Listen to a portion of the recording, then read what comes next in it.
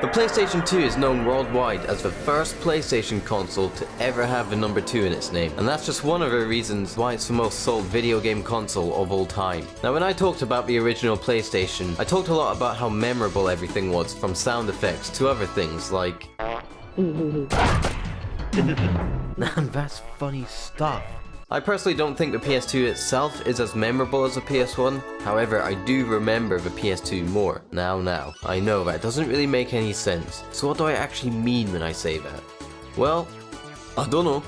It simply means the PS1 had all these smaller things that made the games memorable, but the PS2 was around when I was at an age where I could appreciate and actually remember more of it. So today you and I are going to reminisce over the PS2 and try to come to a conclusion as to why it still is the most sold console of all time. And if you've never played a PS2 game before, then I suppose we won't reminisce, but I will teach you why. How about that? Everybody good? Let's do this. Before the intro of Uncharted 2 had people and their tighty whities gripping the edge of their seats, Uncharted 2 was released just a year after Breaking Bad piloted, so you all thought that Walter White had made tighty whities cool. God, how wrong you were. Right, so before then, God of War 2 had, in my opinion at least, the best opening level in a video game ever. It was nuts! It had everything that a 12-year-old who shouldn't be playing it wanted. A fight with a giant statue, crazy set pieces, whoa, naked ladies, awooga wooga, humana humana, ka-chow. Oh, and how about that giant statue fight, huh? Actually, thinking of it now, Uncharted and God of War followed the same trajectory. The first of the games got the basics down,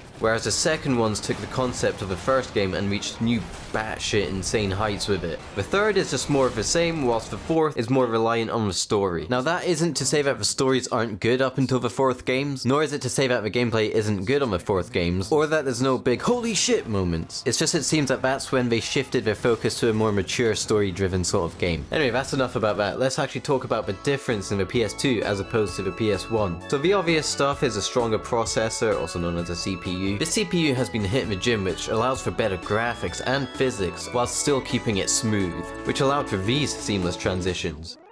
Oh, wait a minute.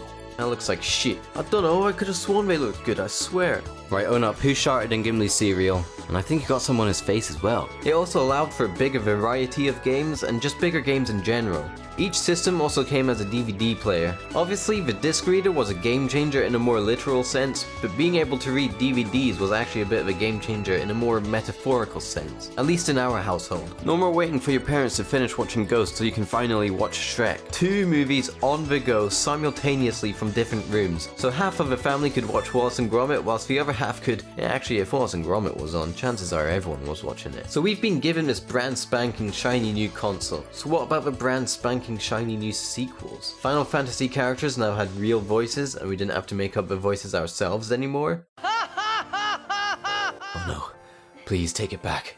I don't mind reading after all. Was it a little weird for a character like Sid from Final Fantasy VIII to sound like a 10-year-old and not Robin Williams? Sure, but I'll take that over hearing Yuna and Titus pretend to laugh any day. Yes, we get the point of the scene. It's still allowed to give us second-hand embarrassment. Hideo Kojima decided that the direction he wanted to go in was to actually give Solid Snake a face and a nose. Sure, he sort of had a face before, but did he really? And then he just got rid of him anyway. All that time and effort spent on giving him a face and he decides not to use him anyway and kills him off with an inescapable death. I'm not gonna lie though, I'm a little suspicious of that Pliskin character. Who could he be? Say what you want about MGS2 though, but there's something to be said for Hideo Kojima's bravery, for putting us through all those risky twists and turns. The skaters trapped in Tony Hawk's Skateboard Walk Empire finally learned how to get off the board and walk, skip, run, jump, and oh no, dance. Please get back on your board. I don't ever want to see this again. Whereas before it looked a little more something like this. Hey, Mr. Tony Hawk. Whoa, please call me Mr. Tony Hawk. Okay, Mr. Tony Hawk. It's my bedtime and I need to get up the stairs to get to bed. Is there any chance I can get off my skateboard so I can go up the stairs? No, just grind up the handrail like every other normal person. Okay, fine. Here goes.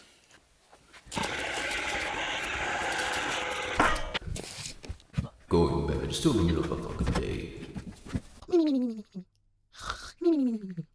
Tony Hawk's is morphing with MGS? I can't stop it. Oh no.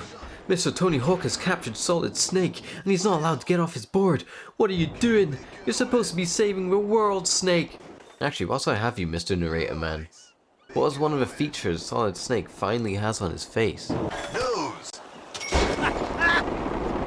GTA went from a bird's eye view into a fleshed out 3D world, which made an already violent and controversial game reach whole new levels of complaints from parents who must have completely forgotten that the reason their child is playing this game in the first place is because they bought the game for them. Oh wait, I think I put up the wrong clip. Oh well, it's too late to change it now.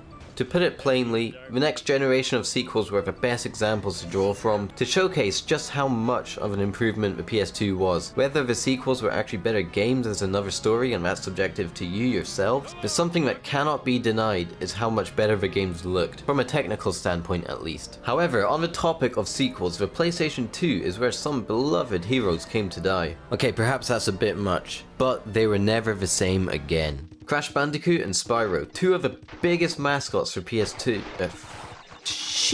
Two of the biggest what is going on? Two of the biggest mascots for the PS1 just had no place on the PS2. Sure, the newer games were alright, decent even at the time. They just didn't find the same success. Back then, I didn't understand why, but going back to them recently, I see it. Playing them made me appreciate more how much work they put into making the originals feel satisfying to play. So why did the new ones feel so sluggish? And why was there such a big change in their overall feel? I think that's because the original developers had moved on. A new battle of popularity had begun for them. When Naughty Dog made Jak and Daxter, Insomniac then brought out Ratchet and Clank. So that left Eurocom to make the next installment of Spyro, and the next Crash was developed by Traveller's Tales. I say it was a battle between Insomniac and Naughty Dog, but they were actually more like childhood friends it seems, and even helped each other in developing their games since the PS1. So it makes sense why they're so similar. And whilst movies are in this sort of multiverse phase, I think it could be sick if they did a fully fledged multiverse crossover with Jak and Daxter and Ratchet and Clank and Sly and Chris Tucker and Jackie Chan. Wait a minute. One of these things is not like the others. Go on, Sly, get out of here, cheeky bugger. Well, I guess that's why they call him a dickhead. That's a joke, I do like Sly Cooper as well. Right, I need to get this out of the way again. I never owned a PS2. Again, that was down to my brothers, but yet again, like I'm having deja vu. Like I did on the PS1, I had a single game that I owned. It was mine, all mine, which was one Star Wars Bounty Hunter, which I gotta give myself kudos for. To pick a single game to own, it wasn't a bad choice. At the time, Jango Fett was one of my favorite characters from Star Wars for no other reason than he had cool armor. Now, I touched on movie tie-in games on my video for the first PlayStation, and I said movie tie-ins were actually good during the PS1 era. I wasn't lying, but they don't have anything on these. Peter Jackson's King Kong, the official game of the movie. That title just rolls off the tongue like King Kong Schlong. Madagascar, just for the mini-golf. But that gets brought up later on in this video. Spider-Man 2. Harry Potter and was something of a thing. Cars. Maybe this one doesn't count, but I'm bending the rules over and giving them a spank here to put Enter the Matrix down, because I never played The Path of Neo. And finally, Lord of the Rings, The Two Towers, and Return of the King Kong. That's right, I'm putting King Kong here twice, oh yeah! That wasn't even all of them as well. I'm not sure if we came to expect more from movie tie-in games, or if they just genuinely stopped putting effort into making them good. Return of the King was truly something special though. A once-in-a-lifetime type of game. There's a part where you're running through the paths of the dead, but if you're playing with a friend and one of you picks Gimli, it was always hilarious seeing him get left behind. I couldn't capture it here for you because, well, I was supposed to be playing with a friend, but we kept arguing over who got to play as Aragorn. And during our argument, he tripped and fell into oncoming traffic. Here's a real reason that also conveniently wouldn't incriminate me. Anyone who would be willing to play Lord of the Rings with me, we all now live hours away from each other. But hey, on the topic of multiplayer, something I forgot to mention in the PS1 video is couch co-op. The PS2 did have online multiplayers, but my brothers and I never used it, simply for the fact we didn't know how. You needed to buy extra shit or something, but that's okay because for me, the PS2 was out at a time when I was in primary school. The days where friends were easily made and you were around someone's house or they were around yours almost every single day. And you better believe 8 times out of 10 that PS2 was getting turned on at least once, you dirty little freak.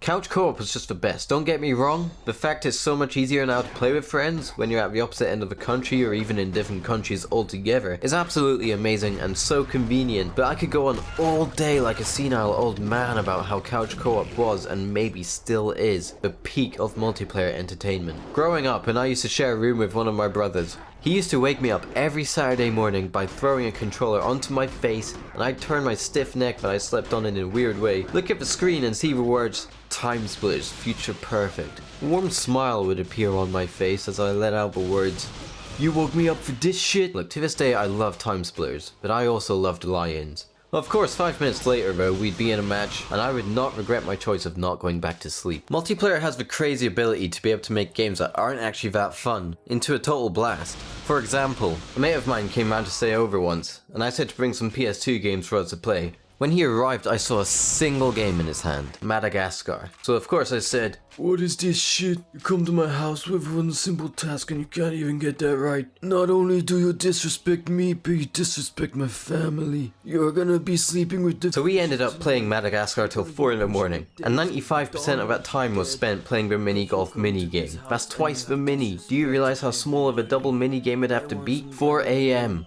Playing that. And it was a great time. There's just something to be said for the times in life where you get tons of snacks and fizzy drinks to play some of your favorite games with 2 to 4 of your favorite people. When you're at that age where you can stay up all night and not have to worry about your heart packing it in throughout the day. Something I also mentioned on my video about the PS1 was, I said it seemed like for the most part the main rule of thumb for PS1 were to make the games fun. Everything else sort of came after, and I praised it for that. I feel like on the PS2 though, the two worlds sort of met. They kept the games fun, but started introducing more narrative too. We started to get games like Mark Echo's Getting Up, a game that's set in the future where you play as a graffiti artist in a world where your right to express is trying to be silenced by the government. Of course, there were games like the aforementioned MGS2 and MGS3, which obviously has themes of stuff in a story that's about things and stuff happens. And you've got Shadow of the Colossus where you have to fight my balls.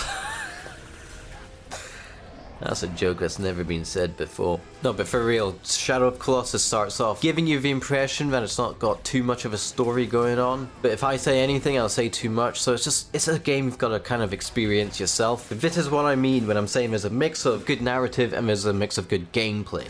Now we get to the real meat. The chewy center, the bell of the balls, the bell of the ball. Why did the PS2 do so well? It was riding off the popularity of the PS1, with the PlayStation name already kind of being established. All they really needed to do was promise a better console and deliver on it. Pair that up with the promise of sequels from games that people needed to know the rest of the story of, then half the battle is already done. Let's take a quick glance at this announcement trailer.